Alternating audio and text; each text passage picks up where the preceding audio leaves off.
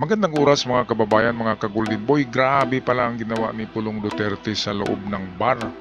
Ito yung viral video nung kamakalawa kung saan ay sinaktan niya, binugbog, hinidbat yung negosyanteng Bugaw, PIMP, na mayroong daladalang mga escorts na babae. Ano bang pagkakaiba ng escort saka prostitute? Ang escort ay isang medyo sosyal na klaseng prostitute. Kasi ito ay may mga itsura, maganda, makinis ang balat. Presentable ito, pwedeng dalhin sila sa mga party at sabihin mo na asawa mo o girlfriend mo kasi hindi nga mapagkamalang prostitute kasi mga ano yan mga mistisahin yan na talagang magaganda yan.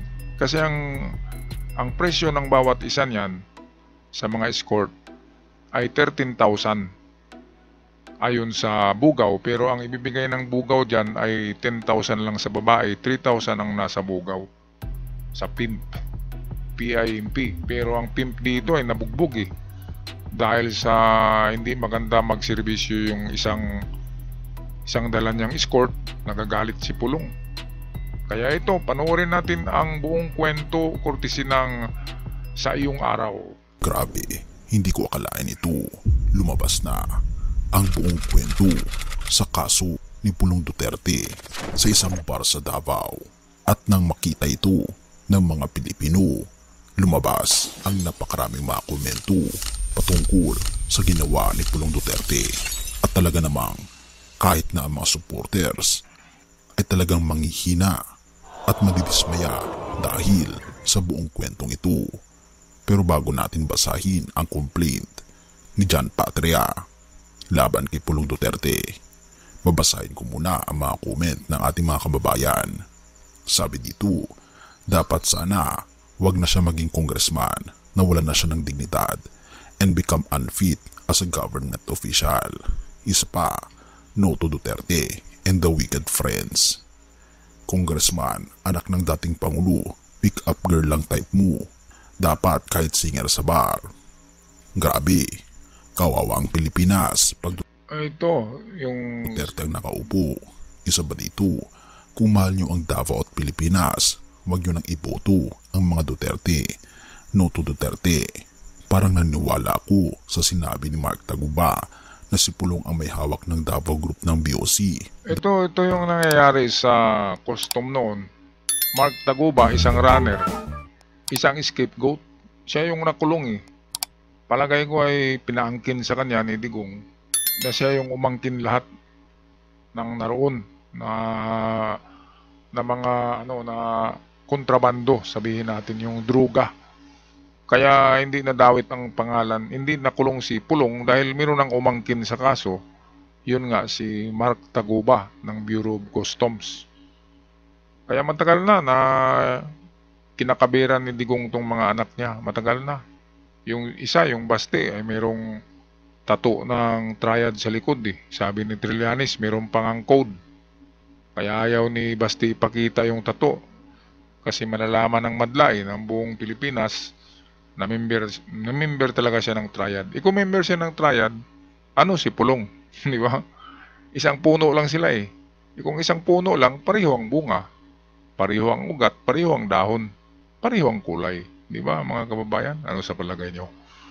Alright, so ito, sinabi nga dito na marami ang nadismaya at nagkomento sa comment section ni Sa Iyong Araw.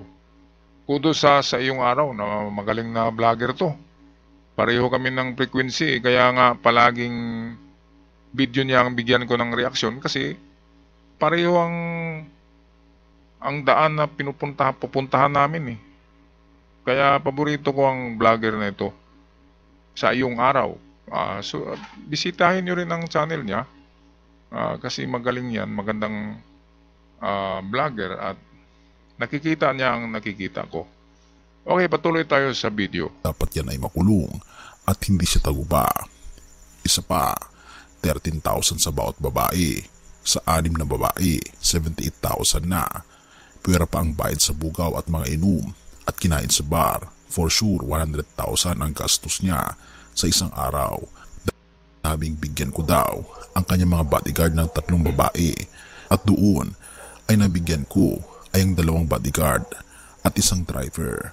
Makalipas ang 1 oras ay bumalik na sila sa bar at nagtanong si Paulo Duterte kung ilang bodyguard ang sumama kasama ng mga babae. Nalaman niya na may 1 bodyguard niya ang hindi nakasamang lumabas. Sa galit niya ay sinabi niya na buti pa yung driver na kaisa sa mga babae.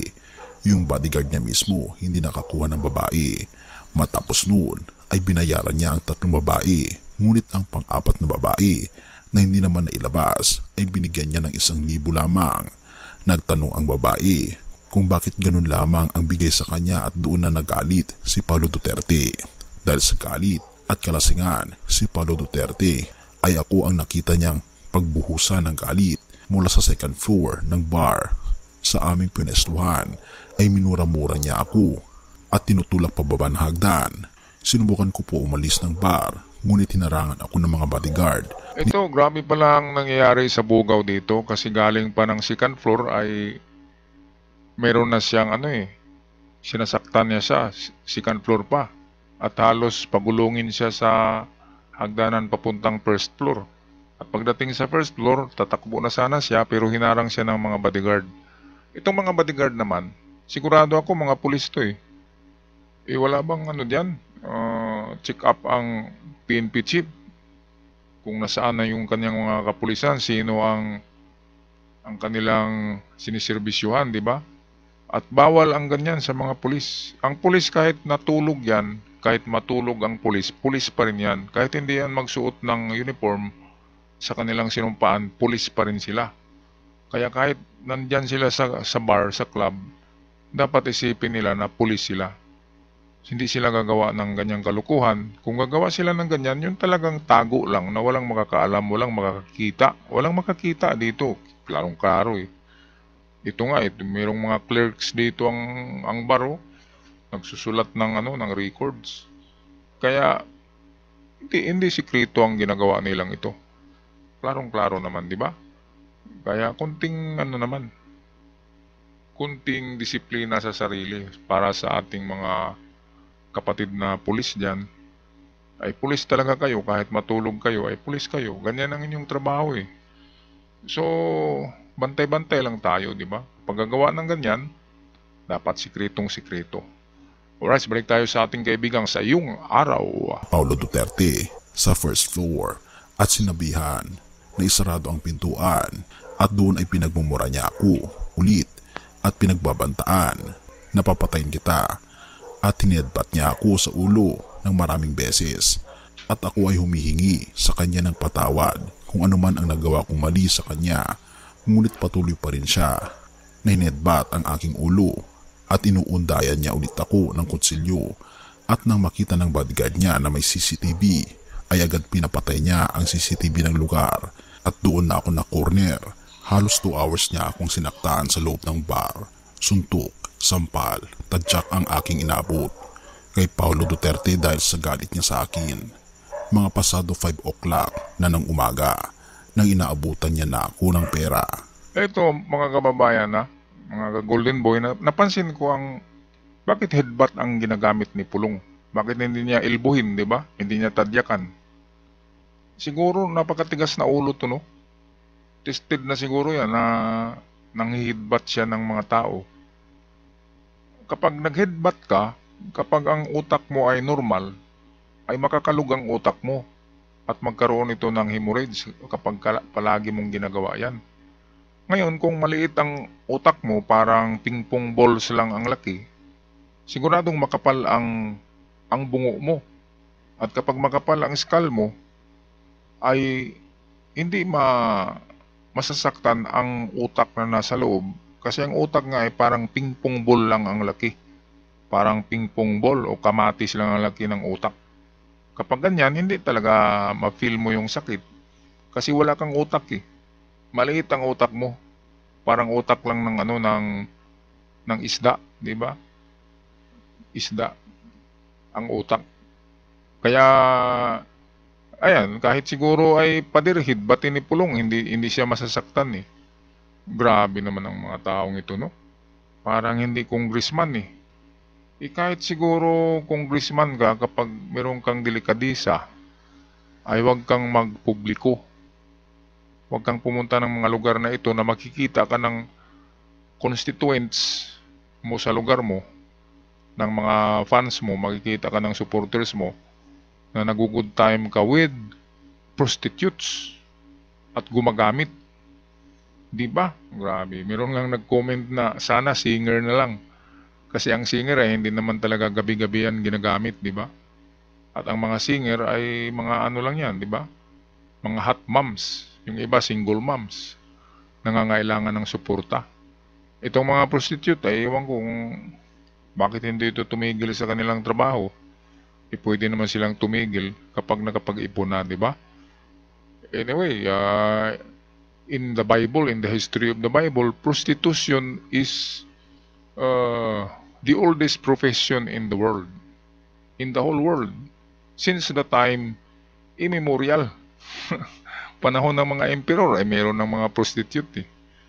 Di ba? Yung naputulan ng ulo si Saint John the Baptist. Sino bang nagsumbong doon kay sino ba yung sinasayawan doon? King Herod yata.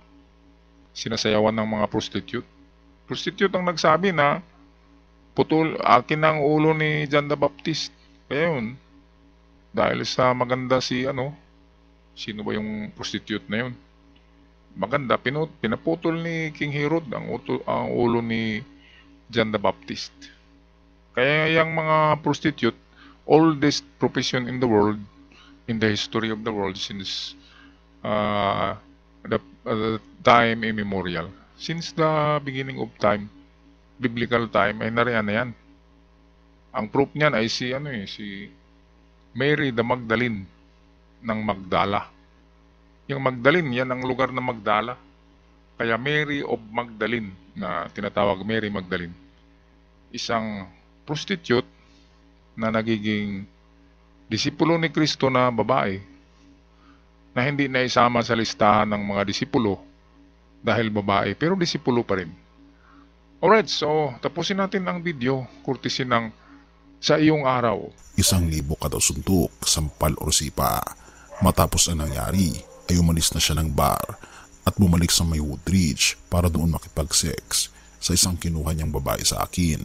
Nalaman ko ito dahil nagsabi siya na ako ang magbabayad ng pera sa nakasex niyang babae at kung di ko daw babayaran ang babae ay ako raw ang kanyang papatayin at hahantingin. At tignan natin ito kaibigan. Grabe. May puncture holes. Ibig sabihin, legit ang dokumentong ito.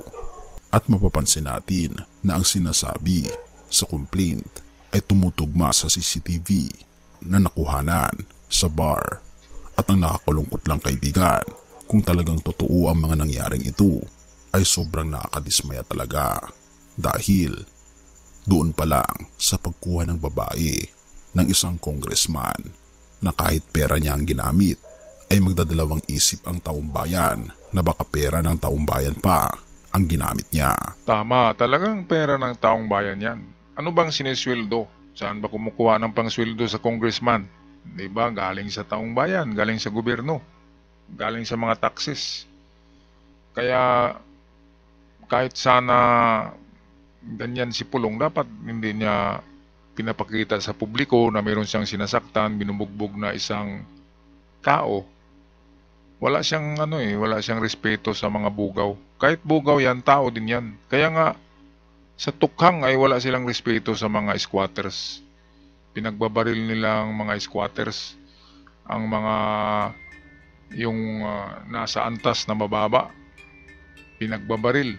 Ngayon ang mga DDS ay magtaka ka bakit sa lugar ng mga squatters ay maraming DDS. Sila nga yung pinagbabaril noon sa tukhang .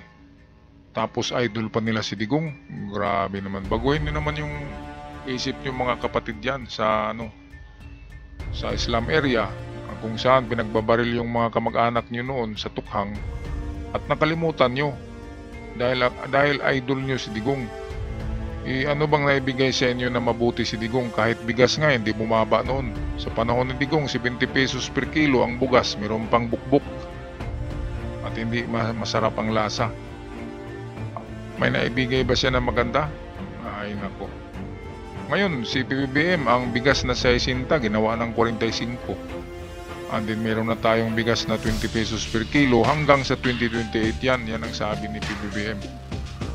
Alright, so tapusin na natin ang video ito. Courtesy ng ating kaibigang sa iyong araw. At binabanggit pa dito na parang laging ginagawa ni Paulo Duterte ang bagay nito, ang mag-hire ng babae kahit na siya ay may asawa na. Akala ko sa mga pelikula lang ito nakikita, at kung ito ay totoo ay talagang nakakalungkot mga kaibigan. Ang tanong ay totoo ba ang mga bagay na ito? Alright, so kayo ba maniniwala mga kababayan ka Golden Boy na totoo ang video ito? Na totoo itong ginagawa ni Pulong dito? Ayan, hinidbat. Talaga bang siya yung may kasalanan sa nangyari sa loob ng bar?